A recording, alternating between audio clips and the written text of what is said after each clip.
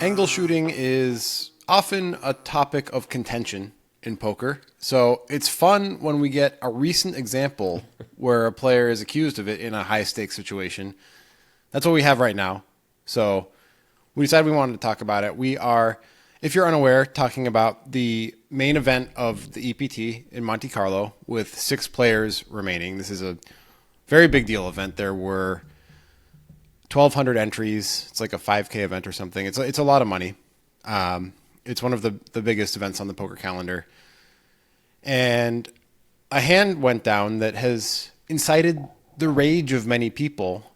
You know, that maybe the same people who say the NBA draft was rigged. I don't know. We'll find out in the comments. So if you want to see this video, by the way, before you get into all this, click right here. Maybe there's a link in the description. I don't know what our guy's going to do, what our intern's going to do. We'll figure it out. You'll find a way to watch the video if you want, but I'll give you a recap anyway. Aren't you supposed to point in the corner? It's in the corner. I'll point wherever. Right. Just, right. Figure it out. I just Chris. worry about the intern. I worry about our intern. This is not our job. We have an intern. Okay. All right. So Okay. here's a recap for those who don't want to go through watching the video. And by the way, once you watch the video, obviously come back here to hear our opinions about it because they're going to be amazing. So there's a player, last name Wakil, who's under the gun. He's got Queen Jack suited, 6-handed. He's got $4 million in his stack. I think it's 120K big blind. And he's a pro, a described pro by Hardigan and Stapleton. I don't really know what that means necessarily when they describe somebody as a pro, but he's a pro. He opens for 270, I believe, under the gun with Queen Jack of diamonds. A guy named Shevliakov, who is not a pro, according to Hardigan and Stapleton, is in the small blind. He has the table covered. He's got like 7.5 million. He's got ace king of hearts. He announces 360,000 as if he's opening small to big because that's not a legal raise over the 270 under the gun. There's some confusion. It's established that Shevliakov didn't see the under the gun raise and that he was trying just to do his initial raise. So now it's back to Wakil. When you say established, you mean that's what Shaquille says. He's like, I didn't see the action. Shevliakov. Shevliakov, I'm sorry. That's what Shevliakov says. He's like, oh, I didn't see the action. Yeah. He claims that. Tournament director comes over. He's like, okay, so that has to be a legal raise, which is 420,000 instead of 360. So that's where we are, where it's back to Wakil. So let's talk about this for a second first, before we talk about the potential of an angle shot. Because we've all been in the situation that Wakil's in here, right? So what's your approach? Absolutely. With a hand like Queen Jack suited, it's an interesting hand for the spot too. Yeah, it really is. It actually plays quite well as a call. It does. Like you're in position. It's very inexpensive. You close the action. It's very reasonable to just call here. And I actually often just call here in this spot, depending on the level of reaction of the other player. Like how much I think they intended to do it or not, honestly. Like, so there was one time I remember I was playing in a tournament, relatively deep in a tournament, and me and another guy who had a lot of chips, on the turn, I bet, and he click back raised, but he did not seem to mean to do it at all. So I really believed he didn't mean to do it, so I went all in. I was bluffing, but I went all in thinking like he really did not like putting those chips out there. Turns out, he called, he had the nuts, but it turns out our friend Robbie was at the table. He's like, dude, that guy was just really high. He didn't know what he was doing. I was like, oh, that's what that was. But it decimated my stack, destroyed my stack.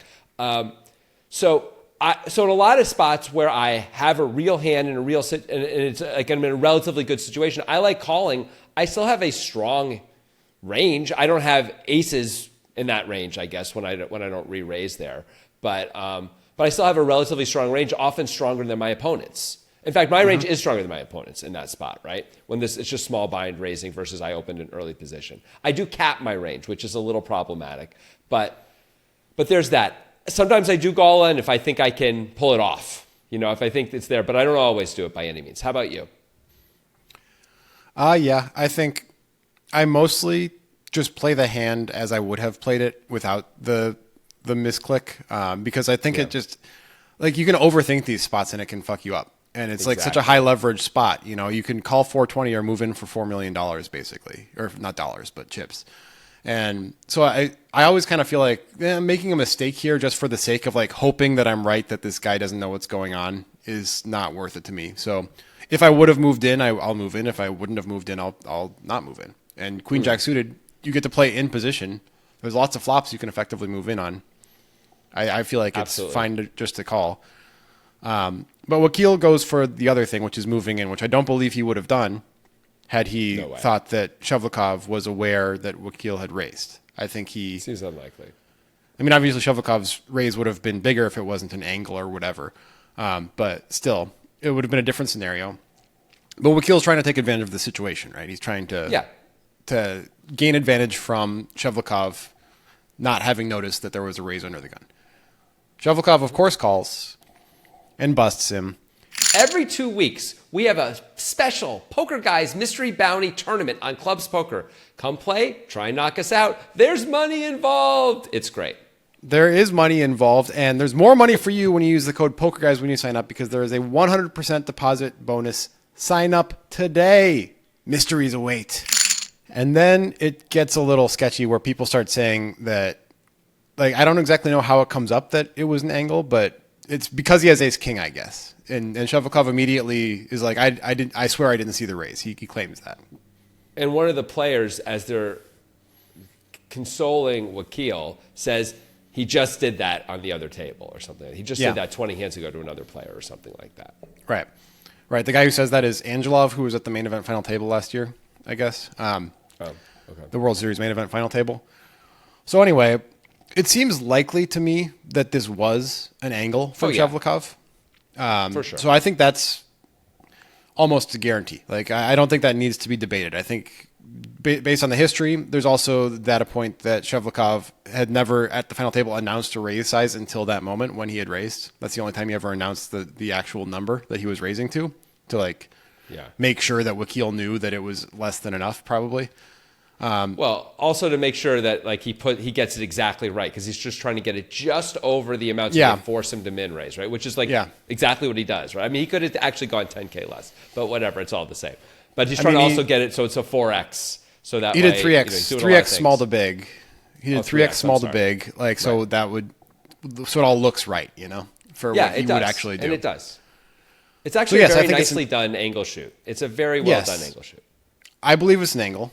I do. People are all up in arms about it being an angle. I don't have a problem with it, honestly. I don't have a problem with him angling in this way. I think there are different levels of angle shooting. I think the most famous example in poker history is likely the big game, Tony G claiming that he had not looked at his hand against Phil Hellmuth. Oh, that's not the biggest. That's probably maybe one of the most famous. The one I was thinking of was the guy who would always say raise, but then be like, oh, I don't speak English. Oh, I meant call. Oh, that guy, call. Yeah, like, and we'd do it only on the river, and he would and they'd force him to min raise, and he always had the nuts. And to the point where the tournament director actually told the other player, he's done this twice before, he always has the nuts. And the player still called with like one pair somehow and lost to the nuts. And it was like, what are you doing, man? But that's the one I thought of right away Anyway, I want to make clear a couple things. One, I've never intentionally shot an angle while playing poker. I don't believe you have either, Jonathan. Nope. I don't believe I have. So with that as a baseline, I do want to reiterate that I don't really have a problem with this angle. I think there's dimensions of angles of how severe an angle is. But it's not against the rules really, right? So I don't know. I have a lot of thoughts about this. How do you feel about... That's what an angle is. That's what an angle shoot is. It's something that isn't against the rules, but is still questionable, right? Of course, so an angle shoot's never going to be against the rules. That's part of being an angle shoot, right? If it's against the rules, they could penalize him or force something to change, but they can't because it's not against the rules.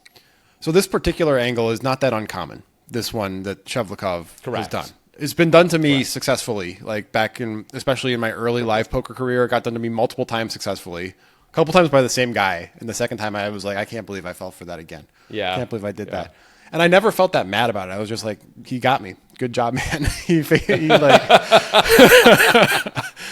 But like, so how do you feel? How do you feel about this angle and angles in particular in general? Okay. Let's start with let's start with angles in general. I mean, I would like it if they didn't exist overall. I think it'd be great. Like, I'd like it to be a more straightforward game. Actually, we're playing the game that we're playing, and there isn't this extra level of potential deception. So that's my, in general, thing I wish they didn't exist. However, we're in this game. They do exist. And I kind of feel like it's fair game, ultimately. Like, there's a second thing that goes on here, right? And you use the term take advantage. Like, Wakil takes advantage of this by moving in, right? And if there wasn't that sort of predatory instinct of like, oh, you screwed up, and now I'm gonna benefit from it, like, then it wouldn't matter anyway. Like, there couldn't be an angle. Like, they always say a con only works on someone who's trying to get away with something. They're trying to get something for free. That's the only way a con ever works. And that's sort of what it is here, too. I'm not saying there's anything wrong with Wakil moving in, but I think it's fine for him to move in. But then I think it's also fine for there to be some level of balance when the people misclick. And sometimes they have it, and sometimes they don't when they misclick. Sometimes they're faking it, sometimes they don't. So you can't just move in with impunity. I think that's great. By the way, the most famous misclick that I can think of is Daniel Negreanu doing this on the button, also with Ace-King, where he accidentally 9x'd it, or at least claimed to. He bets, he's like, oh no, as soon as he does it, he's like, oh no, I meant to make it 9K, but I made it 28K. What did I do, And Jonathan Silverman with King Jack in the small blind moves in for 60 blinds. Negreanu insta-calls, and now is the massive chip leader. And later on, when PokerStars interviews him, says, did I do it on purpose? Never tell. And he's at least leaving open the possibility that he absolutely did it on purpose to take advantage of this very thing. This was years ago. I mean, but I have no problem with that either. Yeah, I mean, there's a level of gamesmanship to it, right? And I think it matters who you're doing it against and what the context is. Like, this is a context where there's 6 left. Everybody's obviously competent and knows what they're doing and is aware of the procedure of poker in general. It's different if you're in a cash game and somebody clearly is way out of their depth and you're angling them, even though they're already floundering. That feels a little bit excessive to me. I agree, but if someone moves in after you misclick, they're almost always a pro. No one else does that. So anyone who does that is trying to take advantage. And they shied away from this in the broadcast. They said take advantage and then tried to backtrack off it. But I feel that's exactly what it is. You're taking advantage of the situation. That's okay. But the thing is this. Poker is a game of deception. And while, again, I would never do what Shakalov did here. Ever. Shevliakov. You and names. Shevliakov. I'm closer. Someday. I got closer. There's an evolution, and we're getting closer and closer to it. I'm excited. Shevliakov. At least you didn't call him Patrick. You used to call everybody Patrick. One time I did misclick. I was actually playing in a World Series circuit event, and under the gun raised, and there were 6 callers, and I had ace jack in the big blind and meant to call, but put out too many chips by accident, and I didn't say anything. And the dealer starts looking, and he's like, "Okay, it's a raise." I'm like, and I looked at him like, "Who raised?" I didn't say it, but I looked at him so confused, and I had accidentally put in too many chips, and he forced the entire table called the click. And I was like, God damn it. And then people were saying to me, did you mean to do it? And I was like, why would I tell you that? I'm never going to. If I meant to do it, if I didn't tell you, it doesn't help me to tell you either way. I'm not going to tell you. And then I did end up winning the hand by bluffing. I moved in on the turn with ace high. After I bet the flop and only got 1 caller, I was like, I might as well rep aces. I don't know. The pot is ridiculously big. But I did not try and do any of that. I was really just trying to call. But then I took advantage of the situation a little bit too. Because here we are. That happens a lot in poker. You get a little piece of data. Someone look, if someone exposes one of their cards in the middle of a hand, I see he can't have the nuts now. He's got the 5 of hearts and there's 3 clubs on the board. I use that information. Of course I do. But then he can call if he wants to. He can be like, oh, this guy might be using the information. I can call. Maybe I induced it. That's all gamesmanship, and I think it's all fair game. I would prefer if none of that happened, but we're in a world where that does happen. And if you're the person who's going to take advantage of these mistakes, then you should get snapped off sometimes by someone who's not making a mistake. You should have to pay for it a little bit. I think that's fair, but I think we're on the same page that maybe an example could be made of an angle, and I can't think of any off the top of my head that I would be like, that's a bridge too far. But there is something to be said that neither of us do angle or would angle. Right? That might be worth exploring, even though we're not having any sort of ethical dilemma with Shevliakov doing this. Still, we don't feel like we should do it, even if it at times might advantage us. So why is that? Why don't we do it? Because I am trying to I'm interested in playing and winning this game based on the rules of the game as I know them. Like I'm not in it to try and win an extra bet or something like that because I trick someone. I do see poker as a game of winning money, to be clear, but it's a strategic game, and I like it for the strategy and for the interesting aspects of it.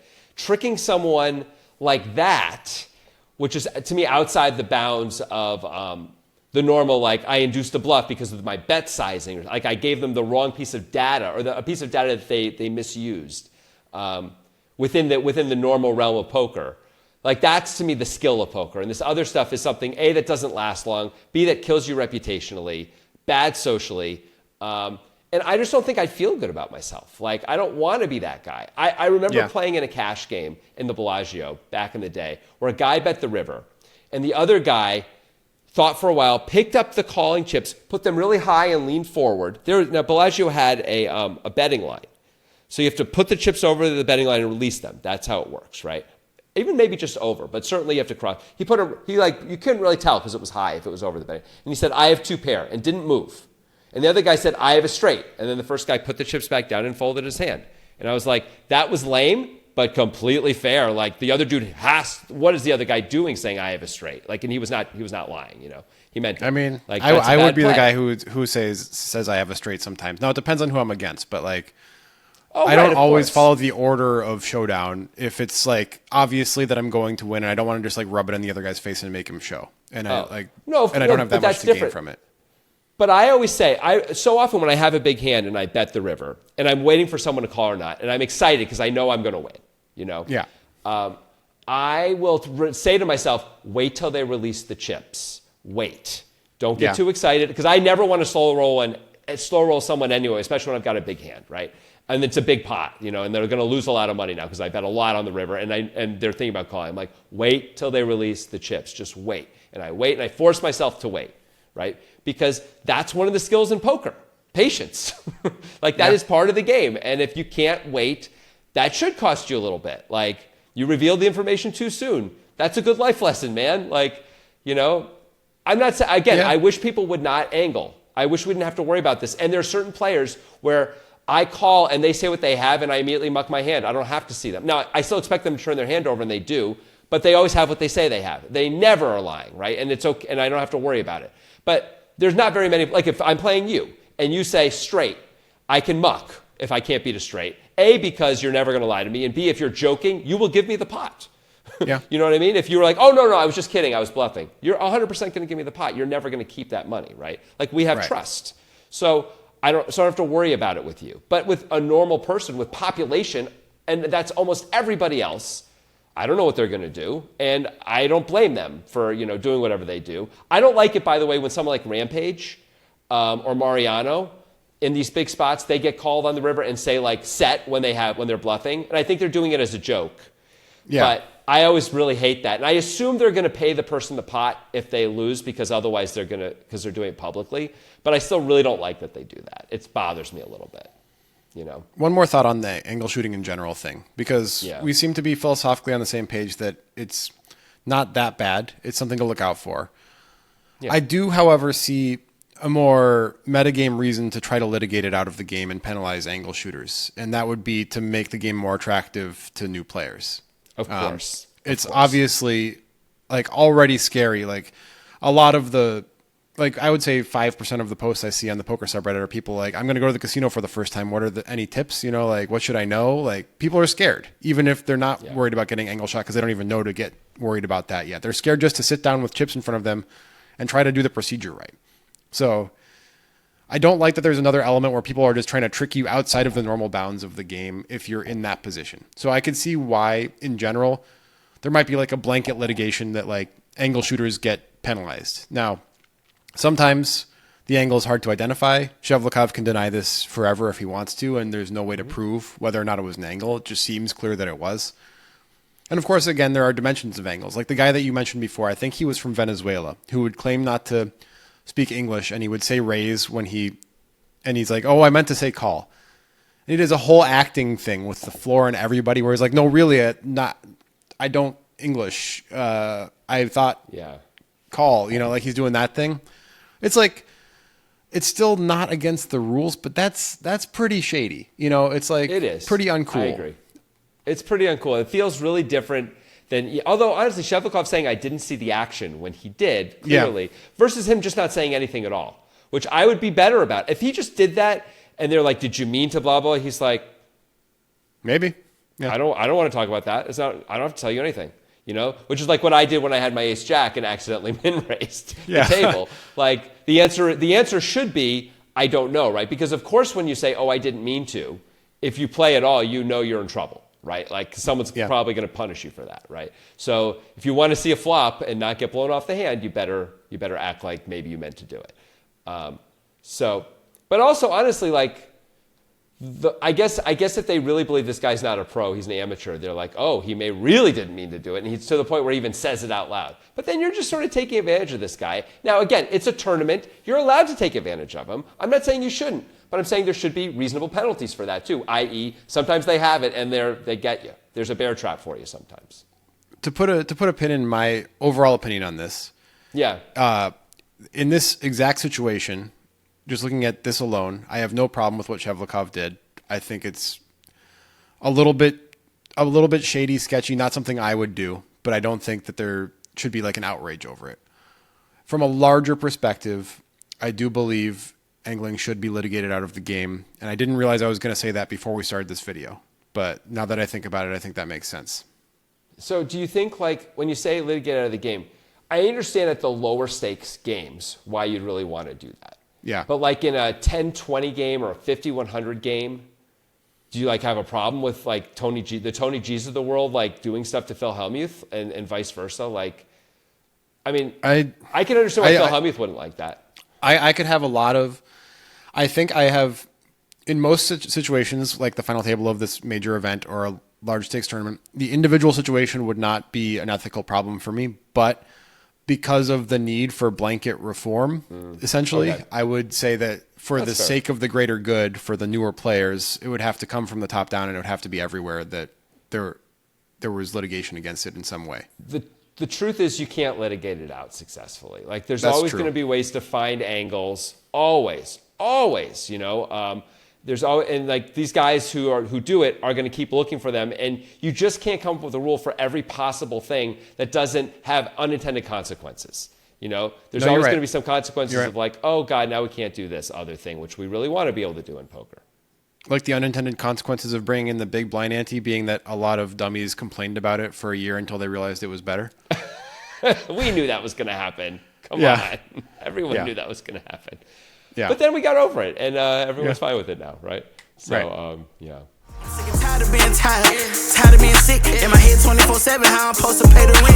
Mr. Practice, I don't play. Friday nights we on the bench, trying to come up with a play. If it don't work, then hit a lick. So if knocking at my door, pain ain't tell. I'm studying her word prayer. Baby excel, got away with way too much. Should've got expelled, but the school saw my potential. Smart kid trying